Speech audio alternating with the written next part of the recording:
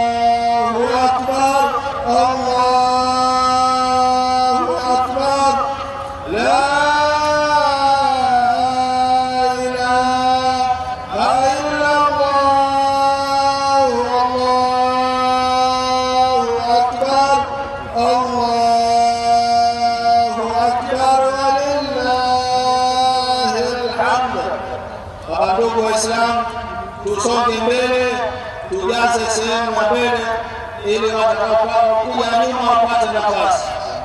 Vile vile kuna hivyo visanduku ambavyo vinaendelea.